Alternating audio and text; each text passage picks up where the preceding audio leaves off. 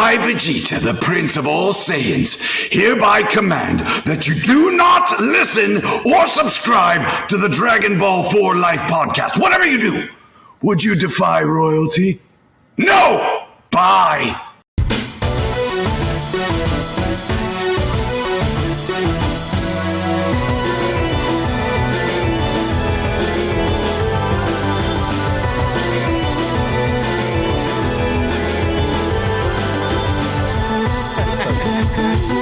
But like just to before we well, it doesn't matter if it's recorded and who knows, but who knows what Mikey will keep. Like I knew it wasn't it when I started. Whenever I watch like Japanese audio with English subtitles, I make sure not to text during it because I don't want to miss anything. I started texting during it because I was kind of like, yo, you know, like. It's like what? No. And like I said, like if this was more than 20 episodes, like I'll be like, okay, this was fine, whatever. Like it's a new planet. A new planet with like giant monsters, cool. But it was just kind of like it did nothing for the plot. Is that number confirmed? Because that article gave me, I don't want to say it gave me false hope, but it gave me some type of hope that might not be real hope.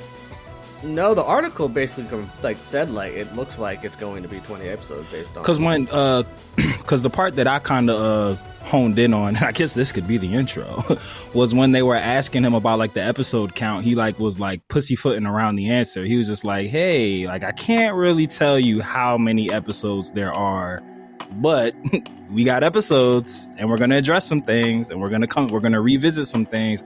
But it's just like, I feel like if it was a hard confirmed 20, they would have just been like, yeah, it's the 20. But it was a very non-answer answer. Well, they never like hard confirm anything, even if like it was like 20. But I think because like Toriyama had like written the story and it's a closed story in terms of this specifically.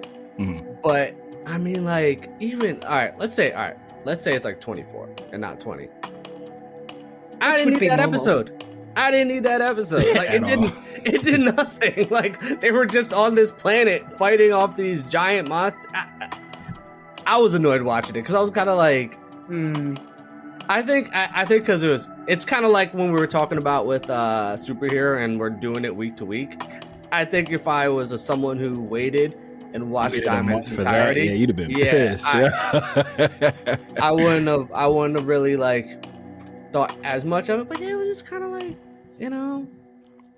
And I saw people, and I didn't realize it because obviously we've blanked it out of our brain a little bit, but they were like, yo, this was very much like a GT like episode because they were comparing it to that one GT episode where they're on that planet of giant like species, and I was like, yeah. Yeah, it was very much a grand touring situation. Grand tour. Yeah, grand tour. Step into the grand tour. It reminded me of that, that episode of Rick and Morty when they're looking for a new planet and they find that one where everything's on the carb. and then the other one with and then they go to get ice cream and shit. And it's like, okay, we didn't need that. Like in Rick and Morty, it makes sense because that's what the whole episode's about. But like, why is this? We didn't need this. Like, the only logical like way that I can think about it is, the episode prior was so insane, so hype. By the way, I'm just going to add this in, not that it matters, but I wish I had have watched that, having not known what happened thanks to the fucking internet. Because I can imagine, like, because you guys obviously get it, like, it'll come out when it's we get normal time. Friday's here. Friday for us. Yeah, it's like set like while I'm sleeping on Friday night kind of thing. So I wake up on Saturday morning. Obviously, the first thing you do is you open like Instagram or some shit. Boom! I see what I see. Anyway, I know you probably have to like if you really want to no spoiler, just watch it first thing you wake up. I have only myself to blame, of course. But my point is following that episode and the hype from it and the like, whoa, holy shit, like this is just out the gate, new, crazy, blah, blah, blah. I feel like they had to follow it with something rather mundane and rather, otherwise it would have been too much hype in our face, perhaps. Yeah, You know, very sensitive themes. in that little, and you know those little half a second previews that they give you for the next episode, it looks like Goku's gonna get some dope shit to happen to him again in the next episode. Yeah, because you saw him fall and beat up, and you're like, yeah, that's always a catalyst for something. Yeah, always Goku gets some type of form upgrade when that shit happens, bro. Yeah. Every time. I know we said that we were going to do it in order, but I feel like all of our our gripes about 13 just kind of covered the whole episode. we kind of just went off on our own. I know. I was about to say, we should probably actually start reviewing because we are kind of doing it for 13 right now. I'm about to say, that was it. What else is there to talk about? That is honestly it, though. Like, there was a laughing moment where, you know, Goku was in the dog fur and they were like fleas, and it was like, haha, that's right. Yeah. Here's how you here's how we can sum up episode 13. I literally just watched it and I already forget what happened. I'll probably say I watched it about like an hour ago and I'm already just like, yeah, there really isn't anything. The deactivation of the warp fish. That was that was like the big thing. And what's Nahare's brother's name? What's Trav name master? Yeah. I did feel like when he was like so appalled by the order to go turn off the warp fish that it does seem like we're gonna see like hey, you're a way worse piece of shit than I thought you were. Maybe I'm on the wrong side. I feel like we might get one of those types of. I feel like we're starting to see Degasu kind of be like, yo, what type of time are y'all on? Yeah, y'all on some shit in the first world. I don't like this. Yeah, he was very much, he took that personally. Like, I can't believe you're making me do this. Like, I can't believe I'm having to dirty my hands with this. You know what he like kind of like is like striking me as is like, I feel like he like, I think he wants the I'm gonna use this like kind of in quotes, the power of like being like in position with King Goma, but I'm getting the feeling like he isn't necessarily down with the means that him and Arinsu are going to get to this position of power. Like he wants the title and he doesn't want to do the dirty work. Yeah, and I feel like I can see a jealous younger brother storyline that his brother got picked to go to the outer world to be a Supreme Kai and he had to stay back. I can see that. Right. As if like he's like I don't want to be here. I hate the demon world. Like I'll be good if that means I'm eating like great food on this planet. I'm hanging out with the god of destruction. I'm not he said the demon world fucking sucks, dude. Degasu was like, I'm not evil at heart. I'm like trying to like do what I can to make a living. Like what he said, if you got stuck down here, you'd be in a bad mood too. Oh man. That's all. Degasu just has an extreme case of FOMO. That's all it is. Yeah, that's all it really is. He just we're about to really sympathize for Degasu, man. Free Degasu. Free Degasu. Hashtag free Degasu. Another interesting moment along those lines is whatever it is that Rinsu said to Glorio, he didn't seem too pleased about it. I feel like we're getting to that moment where he's gonna have to like betray the squad, especially because Vegeta saved his life. And he's like, damn, you guys are good. Y'all some A1 steak sauce friends. I like y'all. I hate that I have to betray y'all motherfuckers. I hate it. Did she not tell him that the warp fish had been deactivated? I thought that's what it was. Yeah.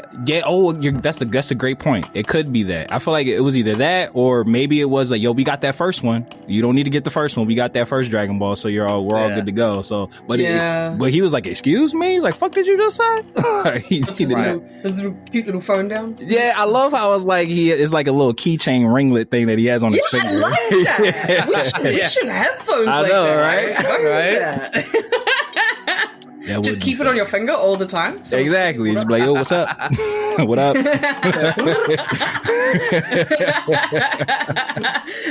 They mad gangster. So that was episode 13. Yeah, so that was it, guys. that was all of it. We liked it. And you know what? Might as well kick off the official intro now. Look, right? We in it well. Lifers. For first timers, for second timers, for all the timers. You know who we be. We be we be the three. The only three that matters. The biggest three.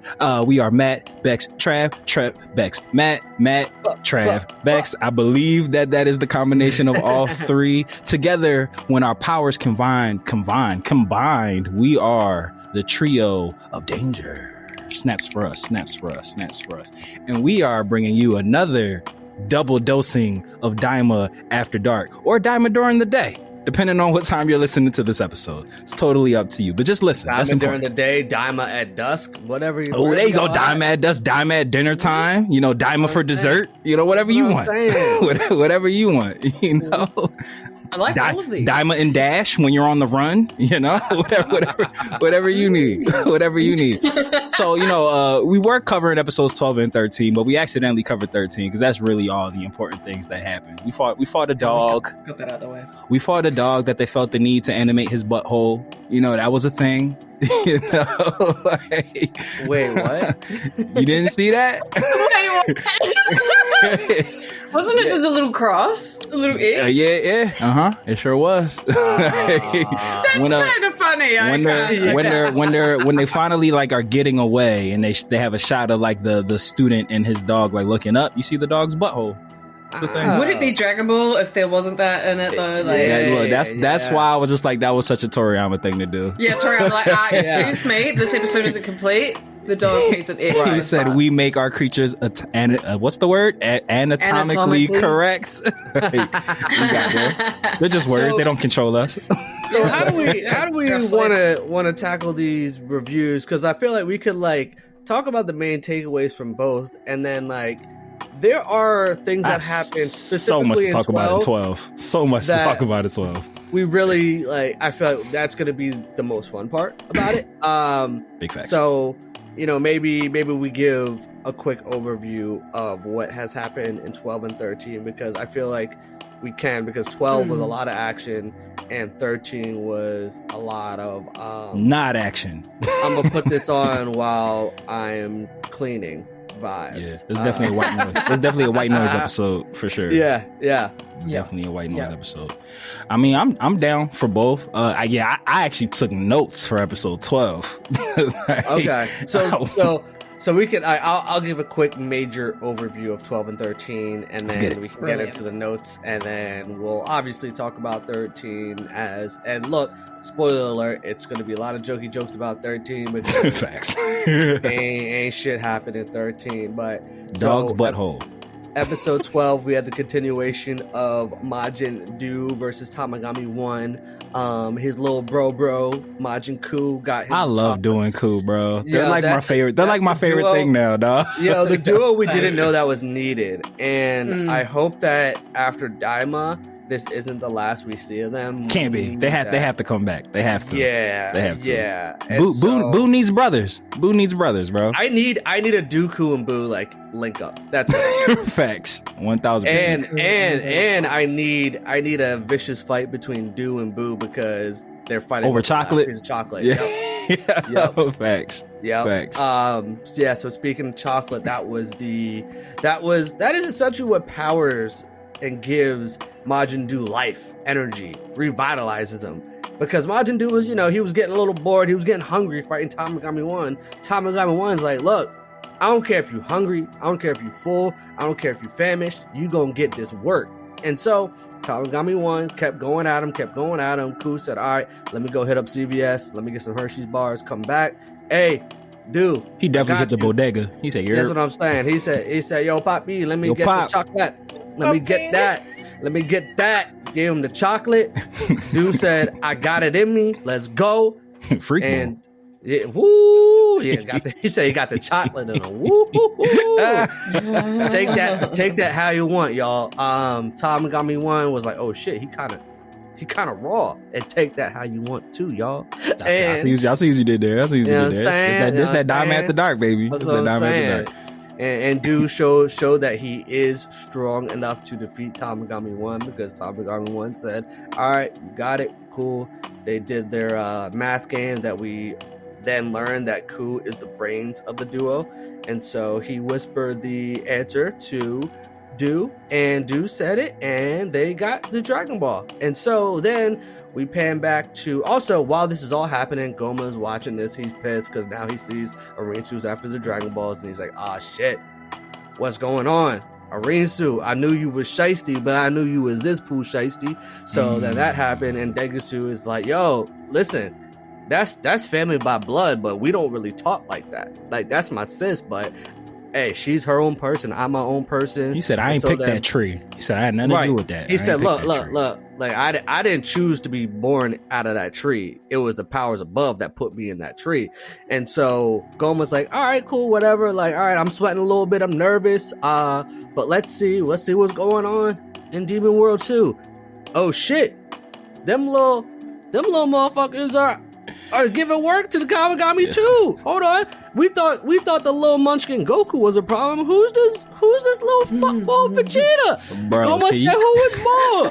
Can you imagine? What's going on? Goma's having the worst day of his life. Bro. Like literally the worst day. He's just like, bro, I've been in charge for however long I've been in charge. The people who were in charge of me were in charge. These Dragon Balls ain't been touched for thousands of years. It's been sitting. People have tried. Ain't had to worry about shit. Tamagami. Nobody touching the Tamagami. Nobody touching them. He said, fuck. They got 3. Okay, 1. We still got 2 safe. Oh shit, they took 1. I know 2 is safe. Fuck. Right. They said, look. That Goku boy, he was the one that beat Majin Buu. Okay, fine. It's understandable that he would get the third Demon World Ball. Exactly. This dude, I don't know, boy. But then all of a sudden, Vegeta said, hey, put respect on my name. And then they saw that Vegeta got Super Saiyan 3 as well. And then he said, look, don't test me. And so Tamagami 2, even after getting a power up from Neva, even after getting some help, he said, hey, Vegeta, you got it. You strong too. So then he tried to hit him with a little trick question. And Vegeta said, nah, I got this. I'm going to get the answer. So then they got the second Dragon Ball. Then we go to episode 13. They just go to a planet with big ass motherfuckers that are just giant, big. Their plane crashes. And also, I just say, why on earth was everybody so like worried about the plane crash? And when you have so many people in there that could just get out of the plane and just stop the fall by themselves.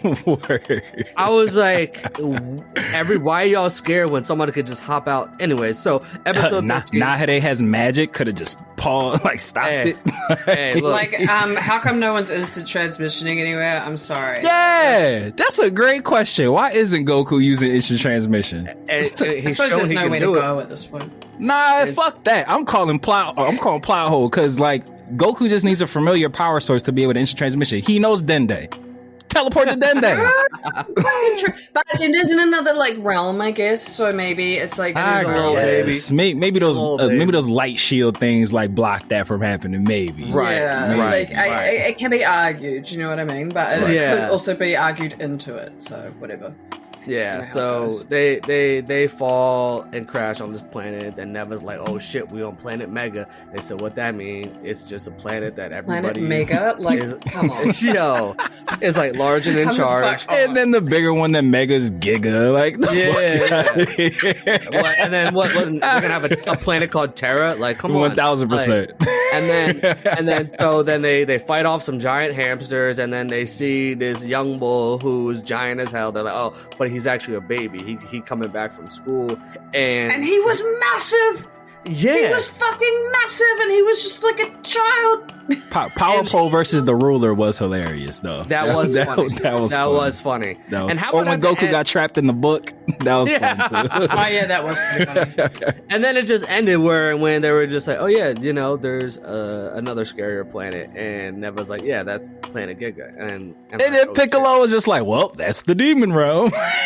Yeah, it low key felt like it was a social sitcom. Commentary, bro. Like a sitcom, like, well, that's the demon realm. And then there's the outro. Then the outro music comes like, it takes different strokes. It takes different strokes. It takes different strokes to rule the world. And then we see the credits, and then we see Taboos, the name of episode 14. And boom, that's the overview of 12 and 13. So what do we want to talk about now?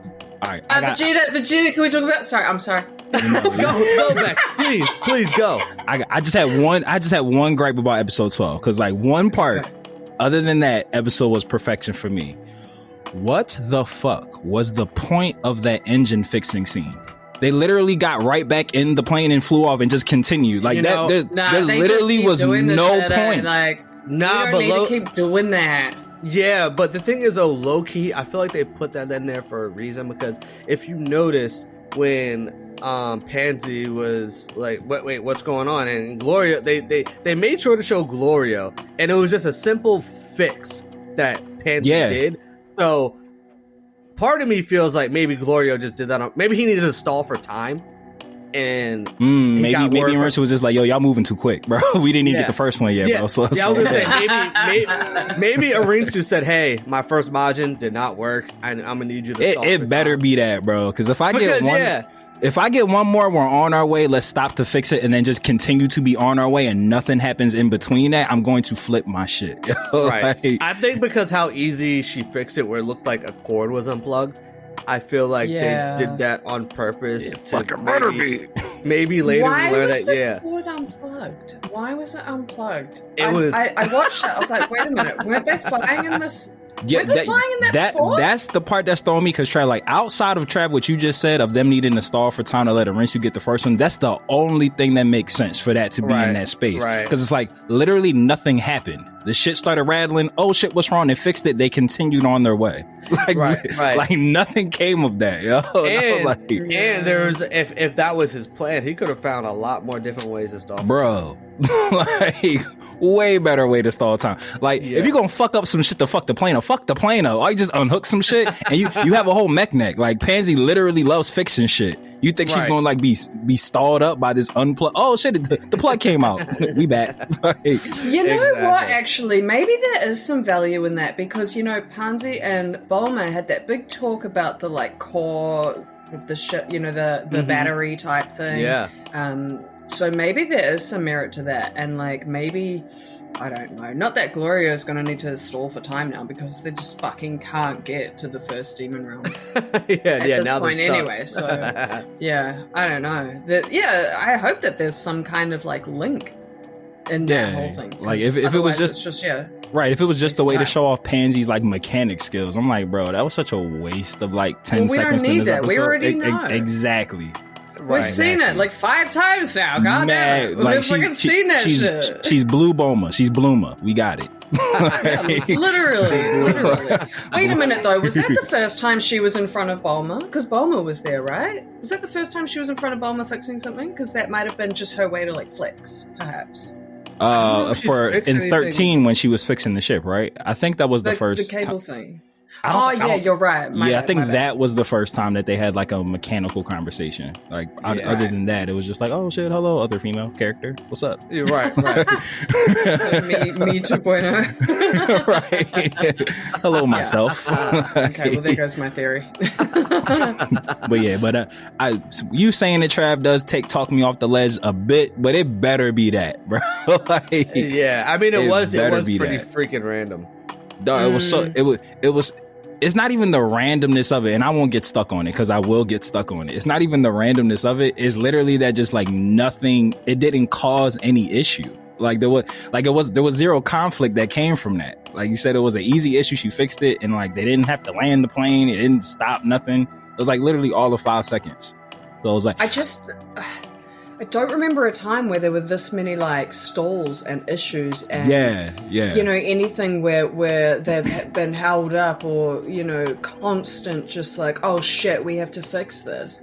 It's always like, okay, we've got a place to be, we've got a fight to do, so we'll just fucking fly there, or like we'll just get there, or we'll just instant transmission there. Like I said before though, the instant transmission thing, sure, I can understand that could be argued, but like yeah, I am getting a little impatient. And like you said, let's not get stuck on it because we can. But I am finding myself a little impatient with the like, okay, fuck, I don't care. I don't care if your ship's broken, like just... For the 10th time, like your ship's broken. Yeah, at least that one was quick though. Like, at least it wasn't a whole fuck around like, oh, we need a new ship. Like, yeah, But even hearing you, this is why I love talking to you guys about these things, because when I'm left to my own devices, I'm like, stop wasting my time. But like hearing you guys, like, you are right. There has been like a nauseous amount of like, let's stop and fix the ship scenes that have happened. So I was like, I'm hoping that we do get some like a flashback sequence that shows like Glorio sabotaging the ship over and over and over again to like stall for time. But if we don't get that, be good. I'm writing a very strongly worded letter. Dear Toy Animation, right? I know you've already written and produced all of these, right? But Dear I have a few words, Mr. and Mrs. Capsule Corp. Are you trying to open up an auto body shop and this is the way you're promoting? Like, I'm confused. I'd be like, you may have heard of me. I am part of Dragon Ball for Life. My name is Matt. You like, probably heard of me, actually. Right. Unless a chain of Dragon Ball bearings made for cars is coming out, like, for this shit. Like, I'm tired of y'all fixing this damn shit. Like, there's been 3 different ships. All of them have had mechanical issues. I'm tired of it. Like, just walk. And Loki at times almost feel like, yo, we gave y'all so much new lore and introductions, and it's like when someone gives you an idea and it's like, all right, so how are we gonna execute it? I don't know. It's almost like in a fucking nutshell. They gave us all this new lore that we're all excited about, and then now it's just like, all right, well, why we keep revisiting these same different things from the early episodes? Yeah, bro. Like, if they're in the writers' room and they're just like, oh, how can we figure out a way for them to have to stop and explore the land? Let's break the ship again. Like, if that's what that is, I'm devastated, bro. I would accept if they were just interested in fucking exploring the planet. Like, oh, what's that? Let's go see. Yeah, like, instead of breaking the ship. I have no problems with that. Or like, there looks like there's giants down there. Let's go see if we can fight them. Fuck, we can't fight them. Goddamn. And then they're in trouble. Like, real Goku type shit, I could accept. Right, I'll take that, but just continual mechanical issues. I'm sick of it. I'm sick of it. I did get a giant kick in episode 13 watching Goku struggle against the giant baby. I like watching him get beat up. It makes me feel good inside. I agree with you. I also do. It's nice and humbling, and I quite enjoy it. And we know that Vegeta's kind of watching to a degree, being like, huh. Yeah, you know he was. He was. That's why he's like, I'll take the dog. He's like, I got this one. He said, I learned my lesson from jumping in front of bullets that aren't meant for me. He said, you take the big baby. You take the big baby. But I guess what we can talk about, because I know you're chomping at the bit. Super Saiyan Vegeta 3. Vegeta Super Saiyan 3 is his motto. It's so much better than Goku's. So much better than Goku's. God, so much. Oh, fucking yeah. I'll obviously get super into that, but I just have one thing that I noticed in episode 12 that, well, not noticed, but like that happened in episode 12, and I was like, "Fuck, are you serious?" Never giving the Tamagotchi fucking DLC powers. I was like, no. And it wasn't even like fully downloaded. Only like his head and shoulders were colored. Like the rest of him was ready. It wasn't a full power up. Didn't you also feel like when he did that, you were just like, oh, he's just like kind of like different shade. It was like, yeah, it's just a different color. Make a change actually form or some fucking shit. Like, nah. It really was DLC power. So he's like, here is just 50% more armor. Yeah. That shit was like a mod. It was like rainbow. 1,000%. Put a color patch on him. He's like, here we go. Yeah. Spice it up a bit. At that point, I was like, can someone tell Never to fuck off? Like, he's the one that tried to tag along. And now he's making this whole battle harder. Like, you can't just, like, add in extra conditions when they're playing by your rules, Never. These are your fucking rules. And then you're just like, actually, I'm just going to make this harder. And then, obviously, the fucking riddle at the end is like, brother, how much, like, more, like milestones can you put in front of them? Like, how many more brick walls are you going to put in front of them? They just give them the fucking Dragon Ball. They obviously deserve never it. Does need to fuck off. He does! What are you doing here, Never? You don't need to be here. Someone needs to just be like, they just need to be like, yo, bro, we never invited you. Like, fuck out of here. You literally never come back. Never come back. Name of this episode. Real though, like fuck it, and then you know he gonna go with them to the first demon. He gonna put some more shit Some dumb in their shit, way. yeah. Oh, can you speak Namekian? Well, actually, Dende can, so you can piss off. We'll turn him. Okay, he's a baby. Whatever. It doesn't matter. There's a way. Like, there's a way. Damn, if turning Dende into a baby was a way to have another Namekian not be able to say the password, that's fucking nuts foreshadowing, bro. It was like, how could we nerf Dende so he can't activate this damn dragon? Turn him into a baby that can't talk. Legit. I did think about that when Never said that. I was like, fuck, actually. Plug it. God damn it. He is right, for fucking Christ. But nah, Becks, you on to something here, because it's like, one, never, Goma's a piece of shit. You know that they're trying to use the Dragon Balls for like good reasons. Why are you trying to make it harder?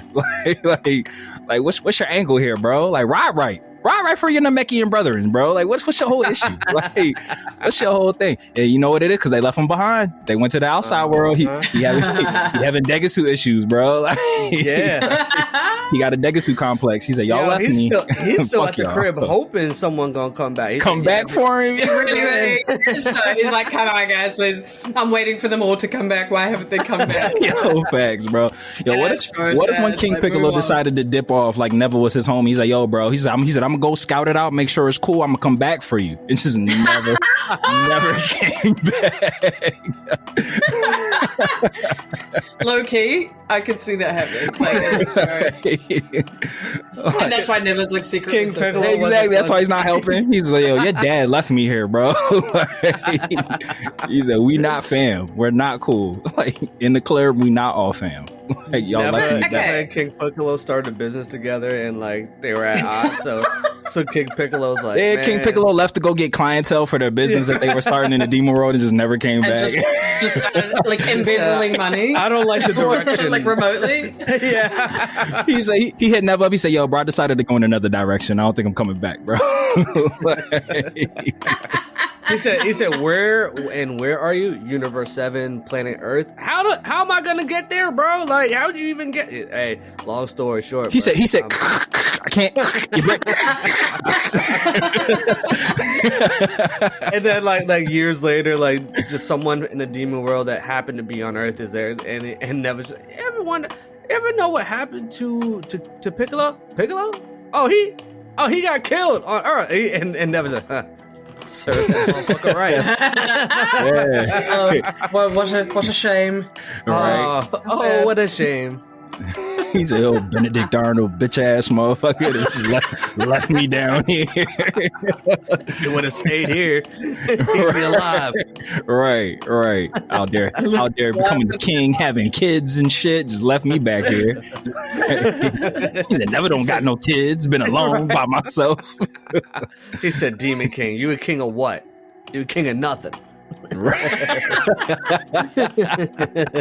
That's all this really is. This has all just been a long, well thought out revenge plot for Never. That's all this has been. This whole he put the bug into Goma's ear to become king. Like, he killed Deborah's dad so Goma could become in power. He said all this stuff, bro. Like, he said all this stuff. Damn. Never is low key. I reckon some kind of devious ass motherfucker. Yeah. Because like on what planet was Vegeta not gonna beat the Tamagotchi? Like, on what planet? You could clearly see that he was going to win that fight. Mm-hmm.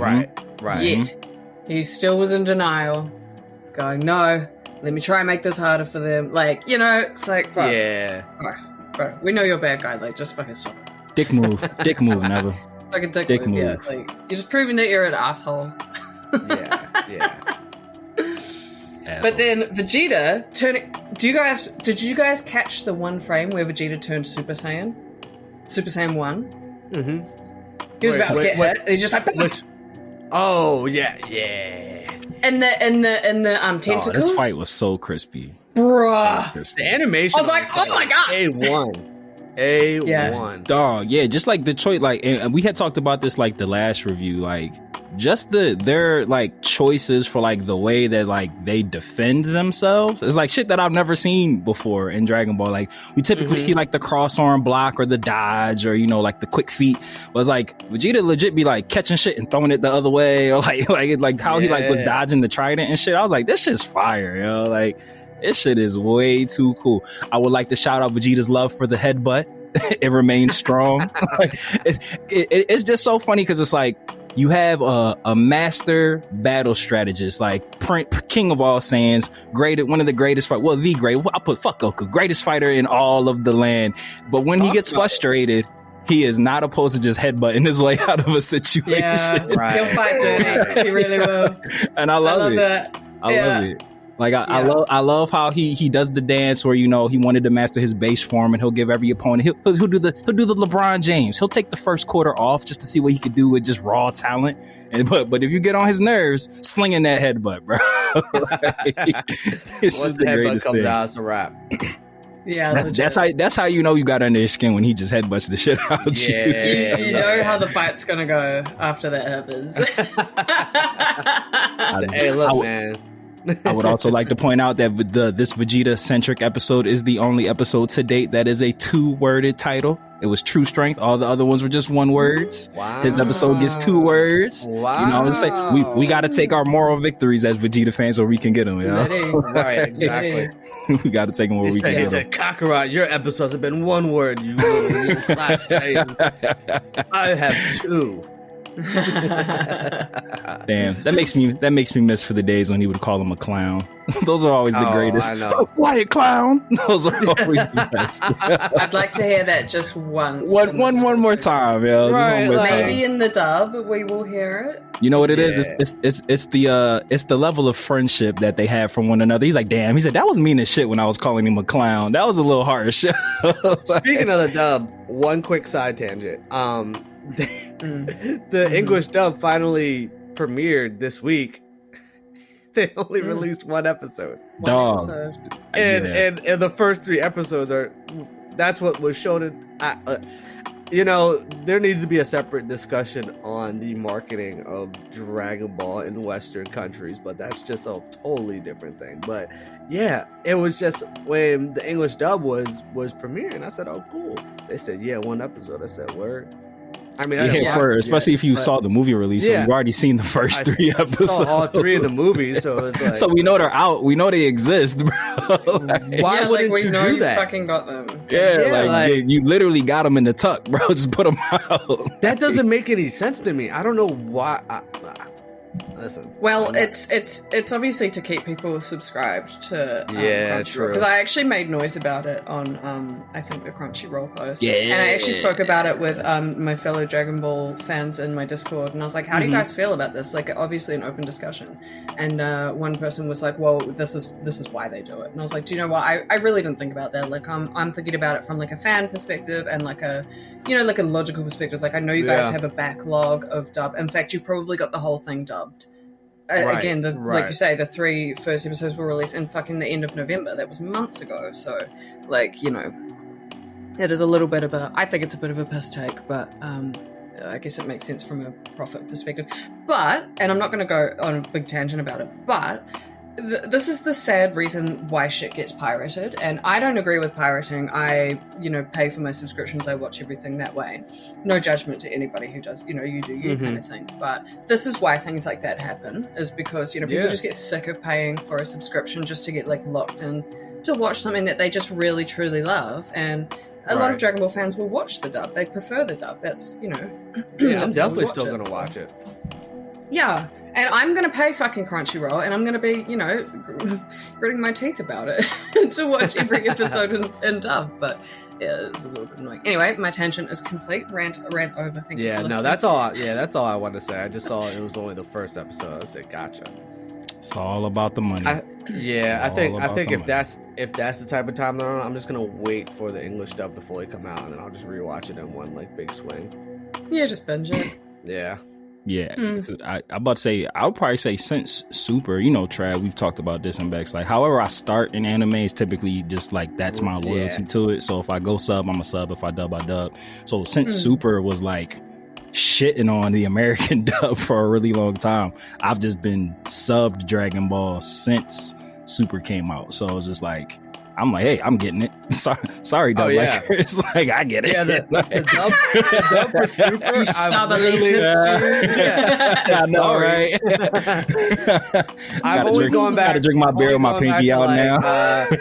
Specific episodes of the dub, just to kind of hear what certain characters' voices are. Like, I do the same. Yeah, thing. but I'm with you though. I haven't gone back to the start of Super and watched it in its entirety from a dub perspective. I've just picked and choose what dub episodes I want to watch. Obviously, wanted to watch the infamous dub episode where Trunks says, "Don't shoot. He's not black. He's not black." Yo, had to watch that. We all as a community just knew that when they translated that, they'd probably edit it, especially because the time in America that was happening when that episode came out. Yeah, it was like, there's no way they're gonna keep that line the same line. They did. They did. The one time that they're true to like the original. Right. This is the time you choose to like be 1-to-1 translation. But you guys know you can change it, right? You've been doing it for so long. Yeah, like We're you're fine with it now. Like, this is the battle you chose to not fight. You're like, okay, we'll do the direct translation here. I'm like, okay. I kind of feel a certain way about this now. Whoever is making these decisions. We're talking about it years later. I love that for us. I think Matt's gone Giru. Matt's frozen again. Matt's been Giru'd. Oh man. Yeah, that was something where I was just, when I saw the clip surface, obviously because I wasn't following the dub, I was just strictly sub. So when that came out, I said, "Oh, they did that. Yeah, and like something that I'm always like quite confused about is when manga comes out, we get it in English immediately. So it's like the dialogue is actually there. Like, it doesn't, not that it would take anyone long to translate it from Japanese to English, but I just don't understand ever why it takes so long. And I know that I'm just bitching and whinging again like a fan that watches dub, like the low life that I am, but I've never understood why we have to wait so long when, the Western audience is one of the biggest. Right. And it is the biggest, so yeah. That's why I need to visit Japan. See, embrace the culture. See what they got going on over there. Yeah, but I'll go there and I'll know fucking 3 words. And they'll all be from Tekken. Or anime. I'm gonna tell you right now, I'm gonna need to brush up on some Rosetta Stone whenever I go out there and know some bases that are just gonna get me around. But Matt said he's frozen and he'll be back. He definitely was Giru'd. So I do want to save our fanboying of and fangirling of Super Saiyan 3 Vegeta. We'll save that for when Matt returns. But for those that are listening, I had texted the group after episode 13, and I always just threw up the hands of like, what was that? What was that episode? It's just one of those things where I think part of me wishes I didn't know what the strong rumored final episode count is, because I think if I didn't know that, I would just be, okay, this was, kind of like a filler episode, if you want to say. But then knowing that, all right, well, now we have 6 more episodes left, or 7? 7. 7? But like you said, though, I do think like the next episode, it's then going to dial it up, and we're going to see a lot more action. And like we said, in our pre-record, even though we were recording, where we saw the cutscene of Goku falling down, looked like he got beat up, or it actually looked like he got hit with an explosion. That's always a catalyst for Goku to just go off into some sort of form. Like, as long as some combat is happening and it's like progressing to some degree, I'm pretty satisfied personally. But right. Right. I think this is testing our trust system quite a lot. Like, we really are having to Y'all have been with me trust- this whole time. Let's see. Like, we've known them for 25 odd years, and whilst they have never really done us too dirty, we're not talking about Dragon Ball Super, everybody. They've never really, oh, by the way, I love Dragon Ball Super, but they've never really done us too dirty, except for like little things along the way. And I think like we remember those little things, like hello, the whole Dragon Ball Super superhero, you know, having to like relive that in the manga, those kind of things, like they sit with us, I think, as fans, and we're sitting here watching this just going, are you going to be able to pull this off? Because whilst we love you and we know you and we trust you quite a lot, you have kind of hurt us along the way a little bit. So like, we love you, but just, you know, you've tested us. Please handle this well. Please handle this properly, and everyone will be fine. This is what happens when you try to talk about woke shit on Dragon Ball podcast, bro. They said, buddy, They said you too culturally sensitive, brother. Get the fuck out this episode. You're talking a lot. You talking a lot. we made sure though not to get into the Super Saiyan 3 Vegeta portion of it. We had to wait for our brother in arms to come back. Hey, of course. I appreciate y'all. I appreciate y'all. Since Can we're we just very very quickly pay homage to Super Saiyan 2? Yes, because always. I don't think we saw that in Daima up until Vegeta turning Super Saiyan 2 inside of the Kraken, and I was like, and you know, he was in the mouth and it was all dark, just enlightening. I was like, I think I vocally said something, and I'm just sitting in my bedroom watching this by myself. I think I actually vocally was like, oh my god.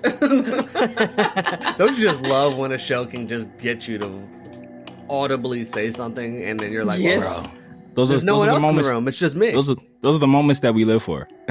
Really? Like Kat said, this is what movies is made of. I will say I did have the Super Saiyan 3 transformation ruined, but it was in the bestest of ways. So when me and Trav were recording, he had showed me that, you know, the rumor was that they were going to try to pay homage to what should have been the original Super Saiyan 3 model for Vegeta's version. So I was sitting by with joyful glee when it was revealed that Trav was right. So I was like, this is good. It made the reveal so much better for me.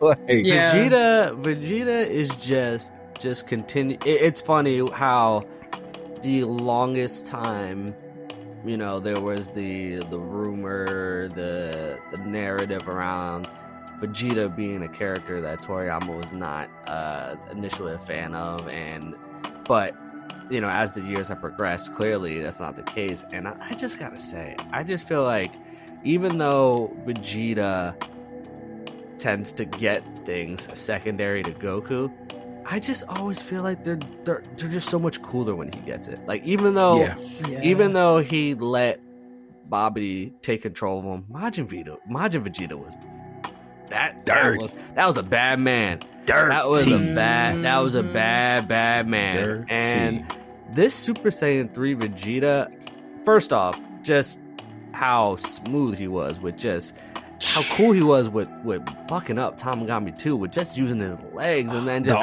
the arm fold, bro. Oh, Sukuna energy, man. Nah, like, you know what was my favorite moment, and I'm sure we're gonna like get into mad favorite moments from this fight. I loved at the end when they did the callback to when he did the Cell game, the second form Cell arm hold, like when he knocked Tamagotchi far and zipped behind him and caught him behind his back. Remember he did that to Cell when he had fucked Cell up, but when he did it to Cell was facing the front ways, and he like put his hand on the chest and was holding him. So I was like, oh, this can't be. All that shit. I love that part. Yeah, everything about that fight, bro. Like the Vegito arm fold, the kicking with the feet, the Gallic gun. It was chef's kiss. God, the Gallic gun. And then he just, did the Gallic gun, and then he was just right in front of him, and he punched him in the face. And then at that point, I was like, are these motherfuckers metal or are they flesh? Like, oh my God, because that was like really, really the punch was so hard, you didn't know. Like, it smushed his face up. Like, what the fuck? Oh my God. Yeah. It was so good. Great, absolutely great fight. Best fight, actually, in my opinion, in the entirety of Dragon Ball. 1000%, like easily hands down. The bar is pretty low. I really did fuck with Dude's fight against 1 too though. That shit was really good. Yeah. You know what's something that Dude did that I don't think I've ever seen, and I was just like, fucking genius. Why hasn't anyone done this before? When he was beam struggling against Tamagotchi 1 and he was losing, and he was just like, let me just add another key blast to it. And then it made it bigger and he won. Oh, that's fucking genius. like they were struggling. He was just like, oh shit, your joint is matched on my one. I'm just gonna put another one in there. And it made it bigger. And I was like, why don't more people just do that? Y'all out here trying to win off grit and determination. He said no. He said 1 + 1. I'm gonna just add another one. Yeah, basic math. Which, how do I suck at math and know this? Yeah, I thought that shit was genius, and I feel like that's something that Daima does so well. And I know it comes from a place of just like Toriyama's just boyhood humor. Like, I know that, but it's just like, It's the most logical shit. Daima has to be one of the most logical, outside of their continuous fucking car issues. Like, Daima has to be one of the most logical shows, because it's like, the decisions that are made during fights, I feel like just make sense. Yeah, it's just like, oh yeah, that is what you would do, like in this moment. Like, they're not really going for like the typical like, oh, let's just make it a really awesome fight. Fuck logic. Like let's just throw logic out the window for these fight scenes to make these fight scenes just extend and be better. It's like no, like they're understanding that there are stakes. They're understanding like, no, I need to win this fight. Let me make the smart decisions for this. And I just was just like blown the fuck away by something so simple. It was just great. The fights are quite concise, and I actually personally appreciate that. Like, there's nothing wrong with, the Dragon Ball Z that we grew up on, but anyone that, like, is kind of like a half fan will remember, Goku powering up a spirit bomb for however many episodes. And that being 13 episodes. Is that? I thought it was 5. No, it probably was 5. I'm a fake fan. I'm a fucking fake fan. No, look, I sounded convincing, didn't I? You really did. I was like, no, shit right there. To be fair, 5 is probably not. It's probably fucking 1, actually. Like, do you know what I mean? But Probably it felt like a billion episodes. But and that was fine back then because we had 200 something episodes to fucking fuck with. Imagine if that was Daima. Oh my god, we would just be like, "What are you?" the whole series. What are you fucking doing? Drop the fucking spirit bomb. Yeah. Come on now, fucking charge. Throw it! Throw the ball! We would be so mad about it's it. ready! It's fucking ready, Goku. Like, especially like when you like don't discount the fact that Piccolo was just like, yo, throw that shit, bro. Goes like, no, a little bit longer. 2 more episodes like go by. He's like, no, now. Like, right? He said we're getting our asses kicked out here, bro. Throw that shit. the planet is literally gonna explode. Can you hurry up? Like, bro, you saw me struggle with Frieza Form 3. You think I'm about to fuck with Form 4? Like, throw that shit. Throw it. No one else is alive. There's no more life force to get from this planet. Throw that shit. Oh, that shit is so good. Oh man, but I'm trying to think of what other amazing fight moments happened from them two. We got 2 great fights in one episode. I will say I forgot about like the PSAT questions that happened after the fight. So it's like both they got me twice. When Goku and when Dude won, I was like, yeah, fuck right team, and then they had to do the math shit. I was like, oh shit, I forgot that was a thing. Yeah. Well, I thought that was exclusive to the one Tamagotchi. to 3, like, yeah, I did too. Yeah. Yeah, and then. I was like, and then the math, and I'm like, I can figure this out. I could probably fucking do this math on the fly. I can tell you. And then it's like up in the like millions. I'm like, oh, you know what? But I ain't gonna hold you. Like for Vegeta's quiz, I was locked in. I was like, okay, I was counting. I was like, all right, 2 biscuits, 3 biscuits. Like I was trying to solve that shit. You were about to say the answer out loud. Like, okay, thanks. I was like, oh, I got it. I felt so validated as well when Bomber was like, Vegeta's not really good with things like this. So I was like, me neither. It's meant to be. Same. No, when I tell you there was a good 15 to 55 seconds. So I was just like, I know they're not about to make my man fail this quiz, bro. I said, stop doing my dude like this, bro. Yeah, like, if they would've we did got that, Super that Saiyan would've been 3. He wrong. put in work. I said, now he got to solve this damn reading question, man. They about to take everything away from us. Yeah. He was sweating, man. He was really sweating. The tapping of the foot and the bead of sweat. Like, I love all that He shit. turned Super Saiyan. Yo, out of anger. Super Saiyan. It was so annoying. That was funny. I was like, That- fair, because even I'm annoyed. It was so good. There's been a ton of good, funny Vegeta moments in Daima. That's facts. They've done a great job with the humor in Vegeta. I did some research from a question that we all asked each other like 5 episodes ago.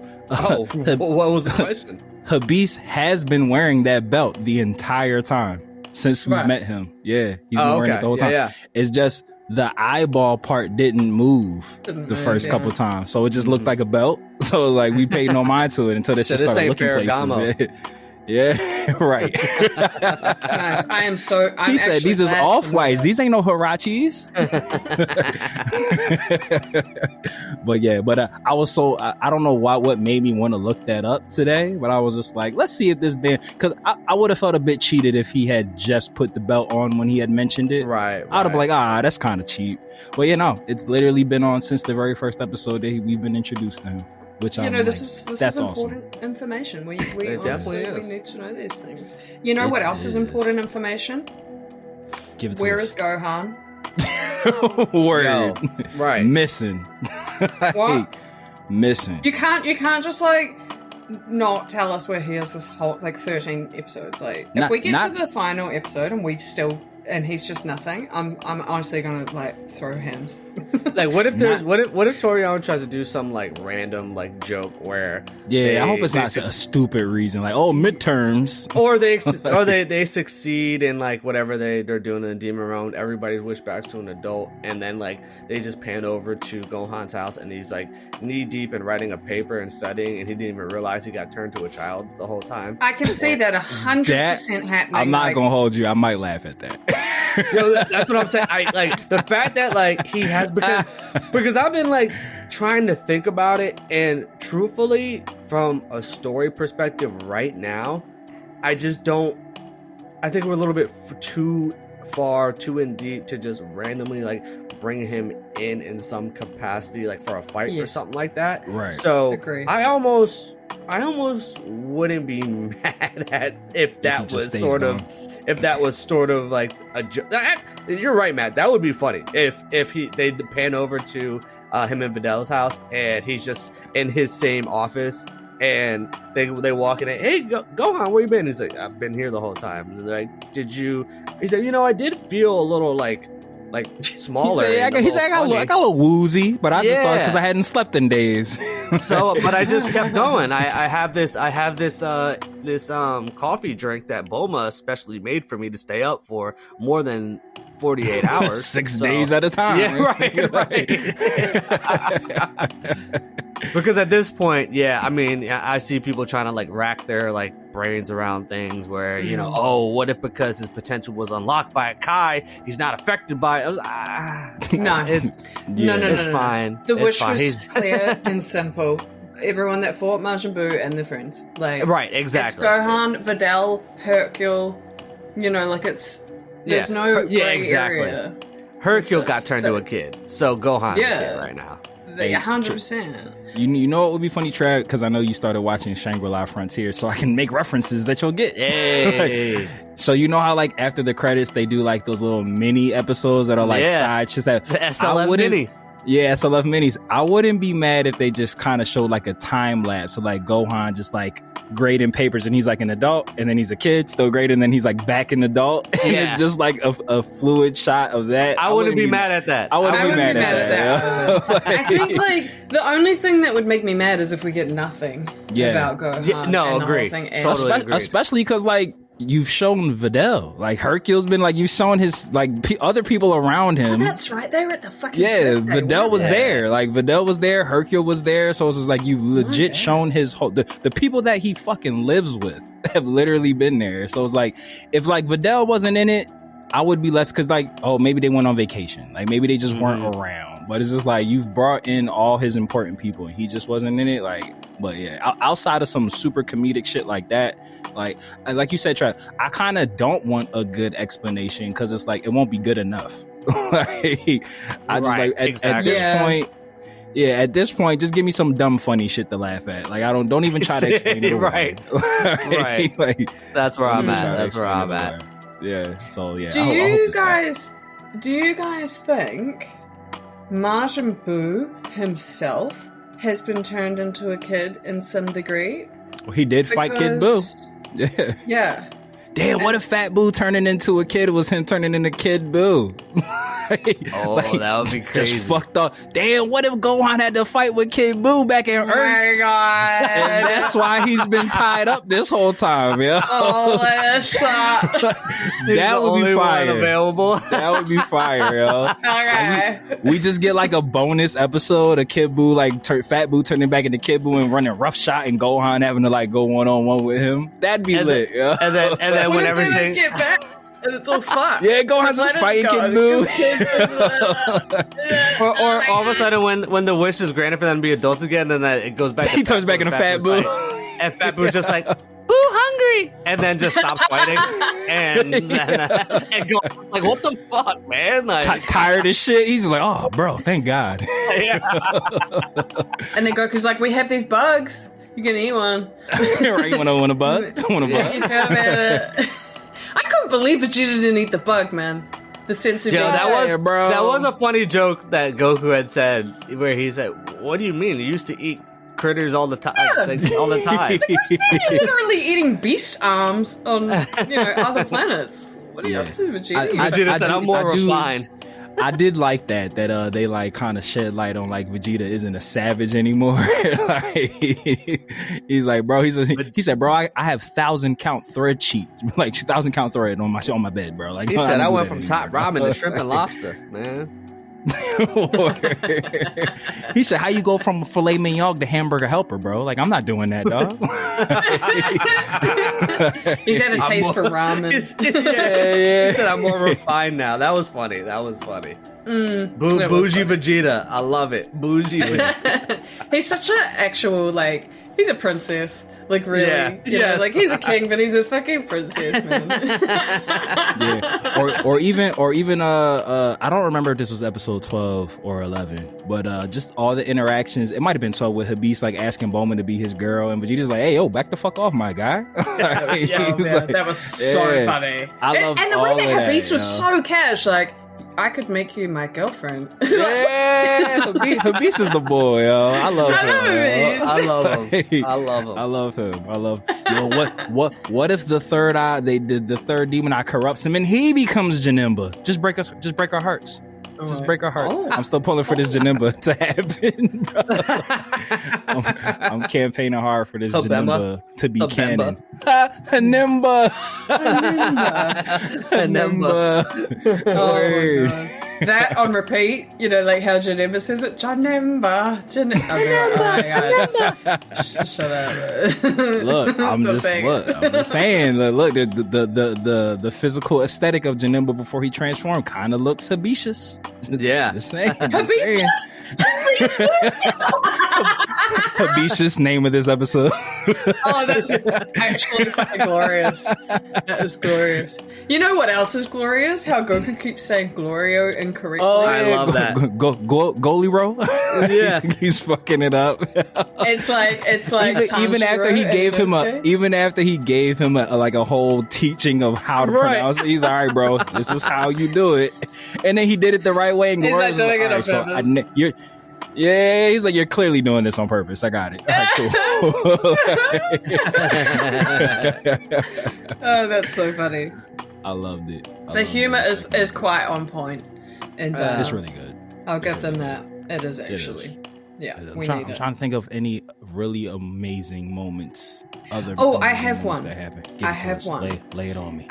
When Vegeta was Super Saiyan 3 and he stopped the trident sword thing with one finger, and then he snapped it, and it reminded me of when Goku stopped Trunks' sword with his Super Saiyan when he was doing with the that was a good callback.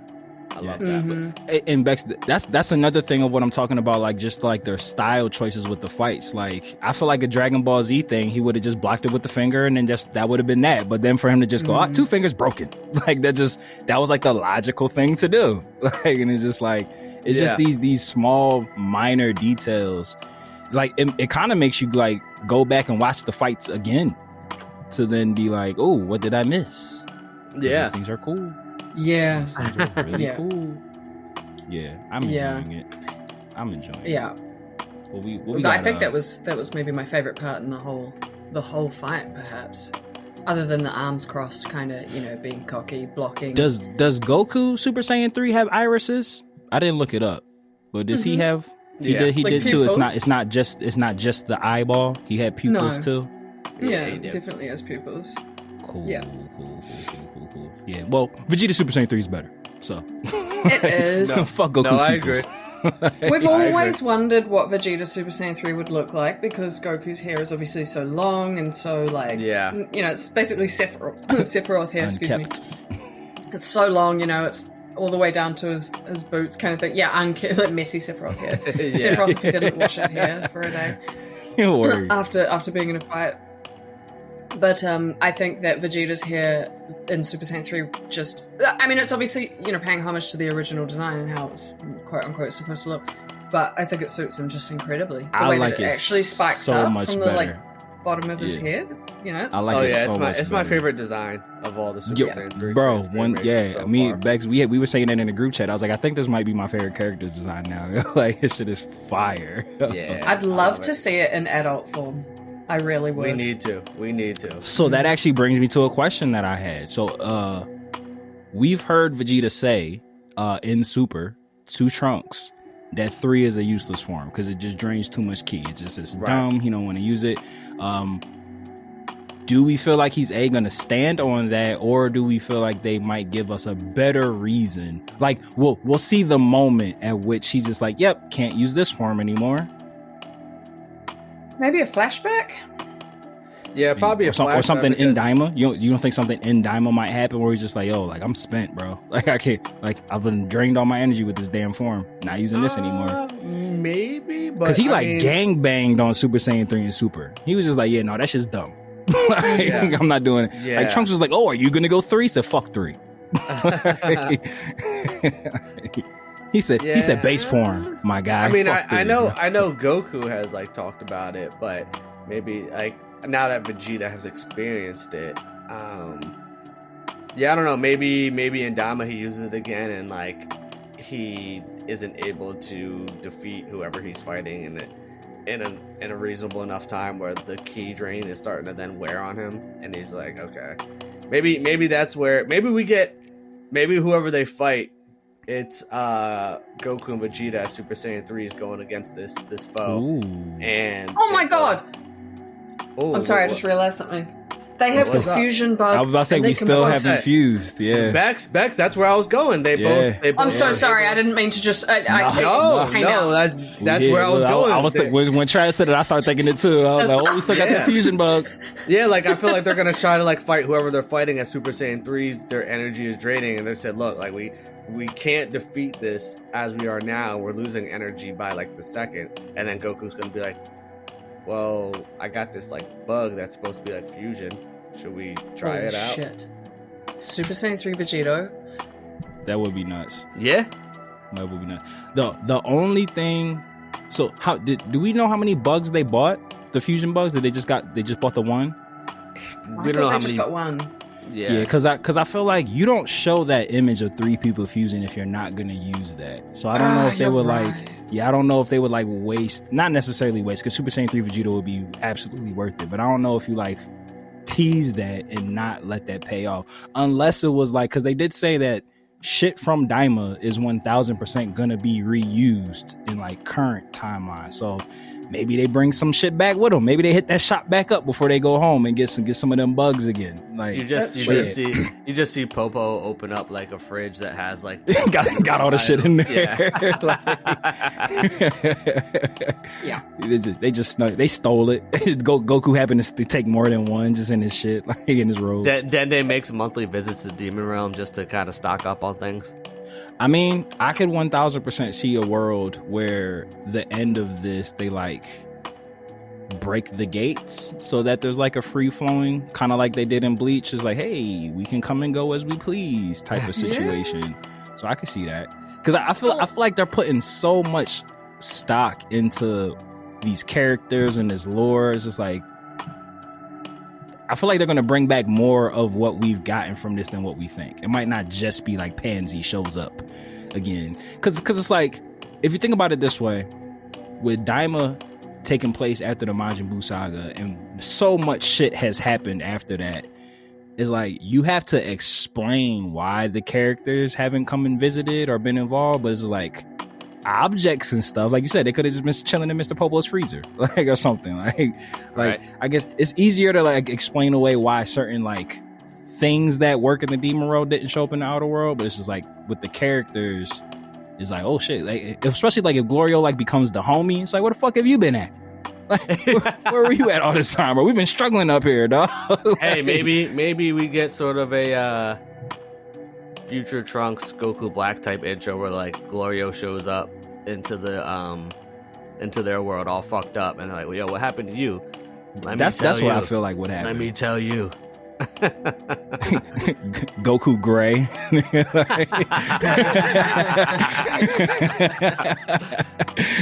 This time it's a Vegeta. It's a Vegeta Black. Yeah. We just recycling storylines in the demon world now. Right. They're just gonna redo Dragon Ball Z just in the demon world now. It'd be a cool like fan anime, to be fair, if anyone's listening. Or all the Dragon Ruby. Ball storylines just in the demon world with different characters. Like, Right. I'd read it. Same. Do you guys think that there's a possibility for, because if I'm not mistaken, they mentioned that Warp Fish used to be kind of like open and there wasn't like passwords and that kind of thing. Do you guys think there's a possibility of Warp Fish just being like one of the homies later? Because that's what I think is gonna happen. Yeah. Save him I and think turn so. him back on, flip the switch again. Because he didn't kill him, he just shut him down, right? Ooh. Yeah, just deactivated the Gotta warp. put- Yeah. You putting ideas in my head. Maybe. Well, when his eyes closed, I was like, oh, yeah, that he looks was not he was great. he was stressed out. I was like, oh shit. Gonna I was saying, Gonna nice. I could see a world where the Z fighters turn him back on, and that's how he becomes homie. He's like, oh, you That's woke what up, I'm you hooked me up, appreciate you, back to life, love you guys. Yeah. Like, Yeah. No passwords for us. Cool, man. We're cool. yeah, Like, you use me whenever. Yeah. The one Yes. to wake him up is Yamcha, and only Yamcha has that free access. he only invites TN. He's like, yeah, fuck all you guys. TN, it's me and you, brother. Like, you get it. Like, You never done me dirty. Yeah, TN's was like, I was invited to Tournament of Power, brother. Like, we are not the same. We are in different leagues. It's like We there's are gonna not the be same. a major serious foe in Super, and they gotta fight them in the demon realm, and Goku is with Vegeta, and they're like, how do we get in there? We can't get. Oh, hold on, I know one person that can just get us there without needing a password. And He's then, like, yo, Yamcha. and then Vegeta's like, are you for real? Nah, stop playing with me. Stop playing with me. Like, He said, hey, bro, I need work for Sully, bro. Send me some, bro. yeah, I'm just like, he don't give it out. I'll pull up. I'll talk. Yeah, he's like, I'm coming with you. I got you. Yeah. I just thought of a cool way that they could, if they really wanted to push for introducing Gohan in some way other than what we were mentioning before, is Let's the hear it. three-way fusion. Like, because again, he's obviously a kid, and if they needed to fuse, and they were like, well, shit, we need like another person that's basically, you know, can match our power levels, because it wouldn't make sense if they fused with like Piccolo or someone like that. Yeah, because And Piccolo's then- still not there yet. But then the instant transmissioning and shit, it'd just be like, so how the logistics probably wouldn't How are we gonna get him? work out. How are we gonna get him? He I obviously, mean, well, maybe he's Kabito still. Oh, in he's the still on outer Earth. world. That's right. He's Yeah, still there. Kabito's still on Earth. true. And they that was a thing that they kind of haven't touched on. Pansy's whole hacker person.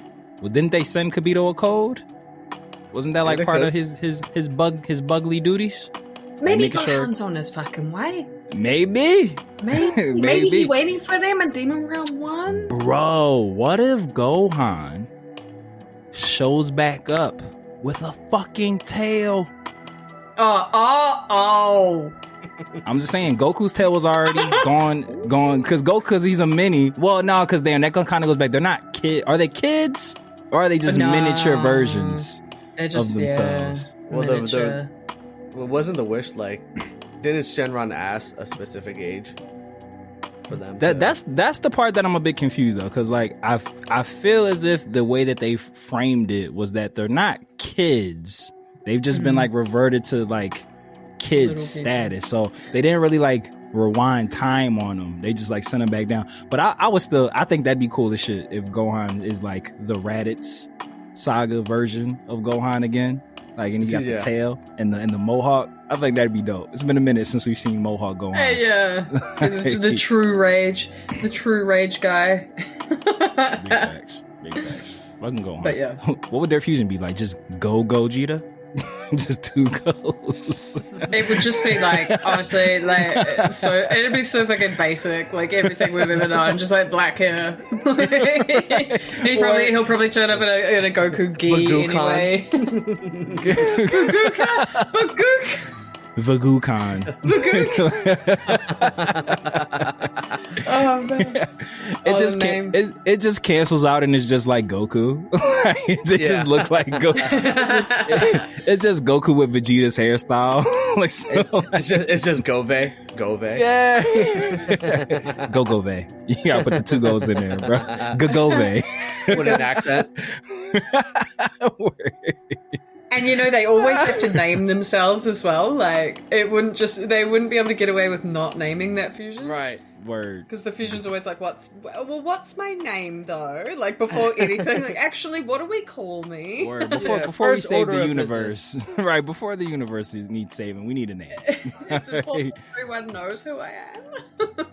It's like when Piccolo and Kami fused and Goku was calling him Kamikolo. Oh, fuck, that was so funny. Yeah. I was like, excuse me. Yo, total random aside. Piccolo really tried to get his nickname of the Namek to stick. No one called him that. He was just like, I'm just the Namek. And they was like, nah, bro, you Piccolo. The Namek. They said, nah, that ain't it, y'all. Nah, actually. They said, are you trying to manufacture your own nickname, bro? Nah, bro, you Piccolo. Nah. Maybe that's why, like, that another thing coming into Super from Daima was when he said, I'm just gonna do Orange Piccolo, because he said last time I tried to get creative with it, y'all shot me down. The No one listened to me anyway. They said, nah, bro, that's not. Yo, he came in so he's I'm just the Namek. They're like, nah, you Piccolo, bro. Get the fuck out of here. They said, fuck out of here. Yeah, fuck out of here, the Namek. They said, boo. They said, I am the Namek. Boo this man. Boo. They said, man, you corny. Look, Gohan sitting there looking at his Piccolo robes. He said, damn, I'm about to change this shit out, bro. You corny as hell, dog. He's like, yo, what's up with that Vegeta armor, bro? I need to take this Piccolo shit off, dog. The Namek.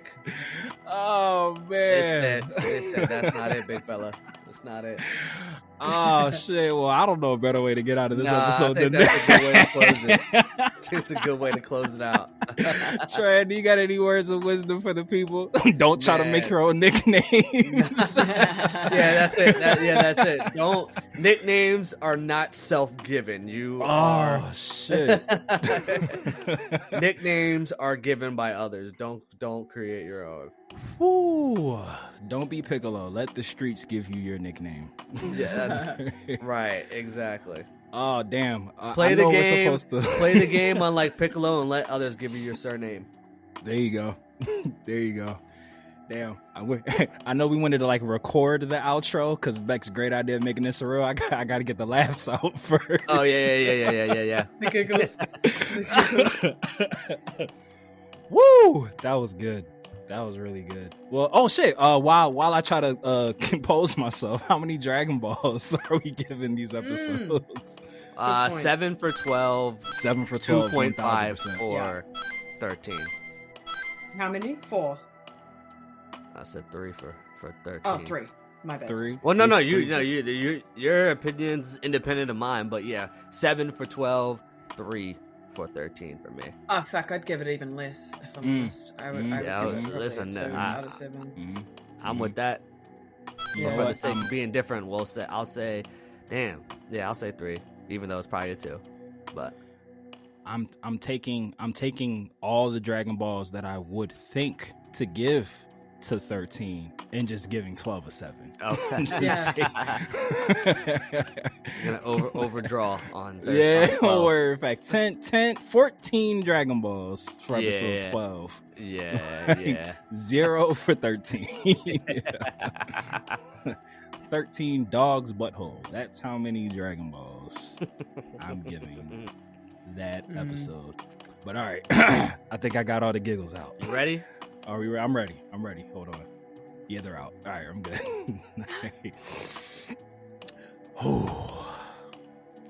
Well, lifers, we call you guys the lifers because you quite literally put the L into D before L, and we know that we can't grow this spirit bomb without you. So lend us your energy by way of likes, subscribes, follows on YouTube, 5 to 7 star reviews if that's possible, and all that Jupiter Jazz parts 1 and 2. And the easiest way to do that is by following the shit, damn it, because it's recorded, it fucked me up.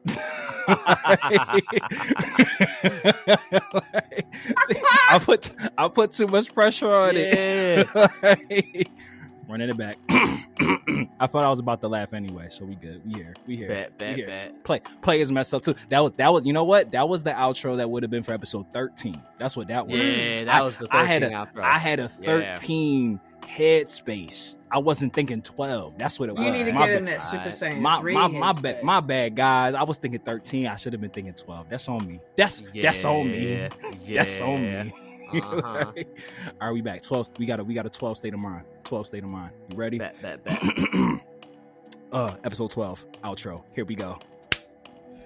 Well, lifers, we call you guys the lifers because you quite literally put the L into D before L, and we know that we can't grow this spirit bomb without you. So lend us your energy by way of likes, subscribes, 5 to 7 star reviews if that's possible, follows on YouTube and all the social medias, and all that Jupiter Jazz parts 1 and 2. And the easiest way to do that is by clicking the all-powerful link Trio of Might in the episode description below. And like we always say here in the Kame house that Toriyama built, whether you watch it or you read it, we all need it. So open up that nerd eye, and we will see you next time on Dragon Ball Faux Life. Dodon Ray. Bow. Shout outs to super producer Mikey and Dragon Ball GT. We love you, Mikey. And shout outs to Yali. All caps. All the caps. Ente. And Layla. And Layla. And Becks. Our girl Becks. Because we love her so much. Because she's amazing. And this was her idea. And keep this part in the reel. Because this was Becks' idea to make this a reel. And now it's here. Love it. Like it. Subscribe to it. Click it. Replay it. Let it end. It ended. Now play it again. Watch the whole thing. Hey. Yep. Watch it back. Do it. Later, nerds. Peace. Mortals, listen up. It's your god of destruction, Beerus here. Subscribe and follow the Dragon Ball for Life podcast, or else you shall be erased from existence. Hakai.